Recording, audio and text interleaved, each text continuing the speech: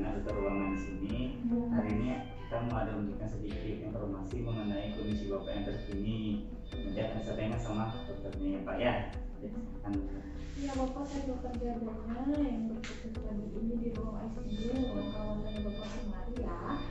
Sebelumnya saya bicara dengan siapa Ibu? Siapa Ibu? Bapak. Iya. Oh, istrinya Bapak. Kalau Bapak anaknya anak pertama.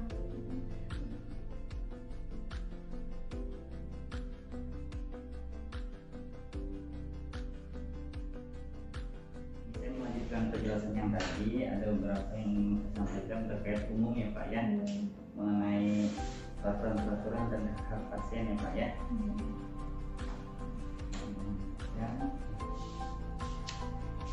Saya ingin menjelaskan hak dan kewajiban pasien selama dirawat di sini yang keluarga juga harus tahu.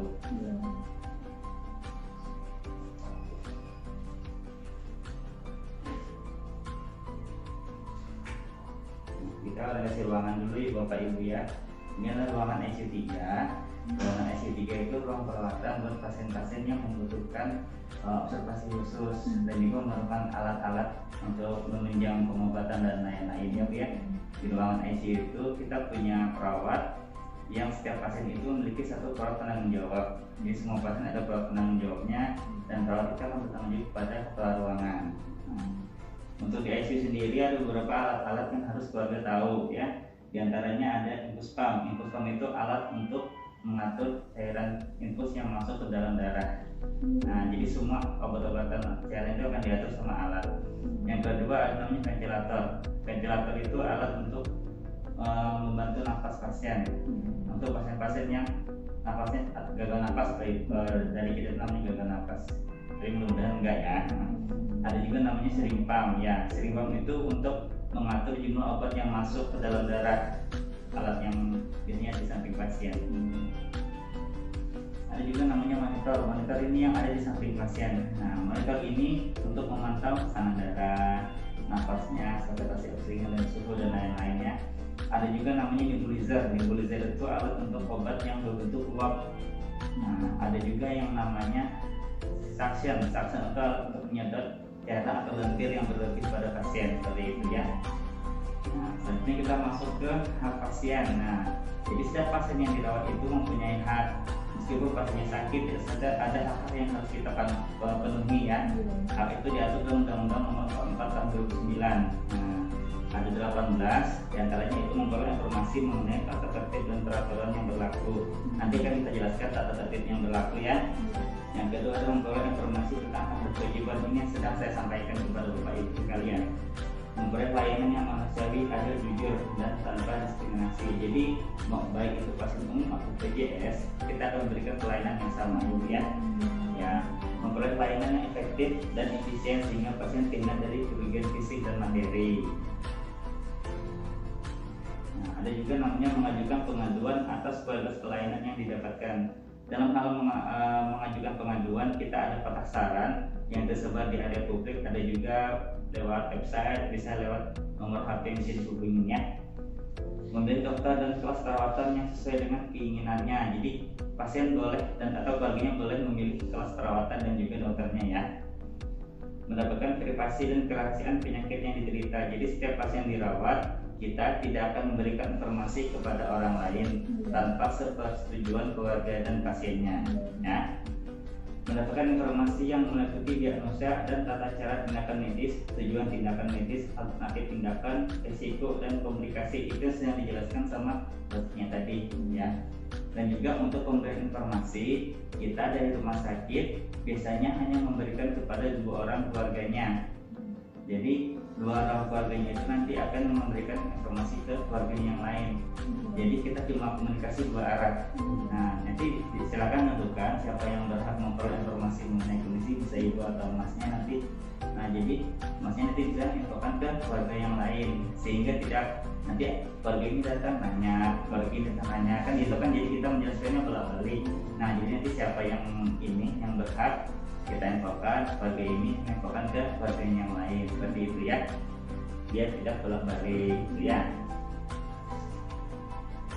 Selanjutnya memberikan memberikan persetujuan atau menolak atas tindakan yang akan dilakukan oleh tenaga kesehatan.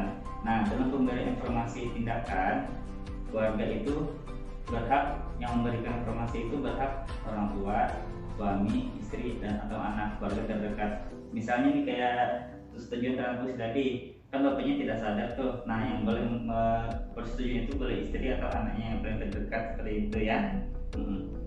Didampingi keluarganya dalam keadaan kritis, menjalankan ibadah sesuai dengan agama atau kepercayaan yang dianut, memperoleh keamanan dan keselamatan dirinya selama dalam perawatan, mengajukan usul, saran, perbaikan atas perlakuan rumah sakit terhadap dirinya, menolak pelayanan atau bimbingan rohani tidak sesuai dengan agamanya. Selanjutnya ada menggugat atau menuntut rumah sakit apabila rumah sakit diduga memberikan pelayanan yang tidak sesuai dengan standar. Yang terakhir, mengeluhkan pelayanan rumah sakit yang tidak sesuai dengan standar pelayanan melalui media cetak dan elektronik. Nah, berikutnya ada kewajiban pasien yang berhak harus yang keluarga harus penuhi ya. Mematuhi peraturan yang berlaku di rumah sakit, yang saya jelaskan nanti ya peraturannya. Menggunakan fasilitas rumah sakit secara bertanggung jawab, menghormati hak pasien lain, pengunjung dan hak tenaga kesehatan, memberikan informasi yang jujur, lengkap, dan akurat sesuai dengan kemampuan dan pengetahuannya, memberikan informasi mengenai kemampuan finansial dan jaminan kesehatan yang dimiliki, mematuhi rencana terapi yang direkomendasikan oleh tenaga kesehatan di rumah sakit, menerima segala konsekuensi atas keputusan pribadinya untuk menolak rencana terapi yang direkomendasikan oleh tenaga kesehatan dan atau tidak mematuhi petunjuk yang diberikan oleh tenaga kesehatan. Yang terakhir, memberikan imbalan jasa atas pelayanan yang diterima. Oke, selanjutnya kita masuk ke jam besuk. Nah, untuk jam besuk sendiri di ICU itu sebenarnya beda dengan ruang biasa. Kalau ruang biasa itu jam besuknya ada waktunya ditentukan jam segini sampai jam segini. Kalau di ICU kita beda. Di sini itu kita tidak ada jam besuk yang khusus jam segini sampai jam segini ya. Karena ruangan ICU itu situasinya bisa berubah kondisional, kadang sibuk, kadang enggak, seperti itu ya. Jadi dari kami menyarankan untuk kunjungan ke pasien itu minimal 1 hari cuma 1 kali, dan itu cuma boleh keluarga inti yang menjenguk dan cuma 1 orang. Untuk waktunya kapan, silakan datang ke pos perawat, nanti minta izin mau menjenguk, seperti itu ya. Kalau ibu mau menjenguk boleh, tapi nanti minta izin dulu sama kami. Takutnya pas lagi datang menjenguk itu kita lagi ngasih obat, kita lagi ngasih apa, kita misalnya pagi itu pasti seka tuh, nah itu nggak bisa dikunjungi ya. Jadi baiknya datang dulu ke pos perawat, minta izin, saya mau menjenguk bapak ini, misalnya gitu ya. Nanti kalau kita nggak siap, kita akan izinkan ya, seperti itu ya.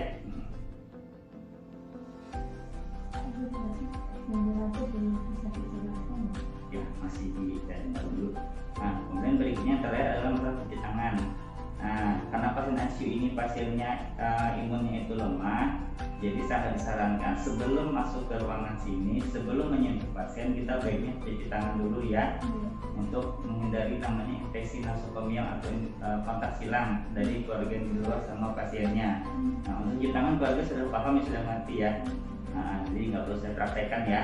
Nah, oke, seperti yang saya sampaikan ya Bu ya.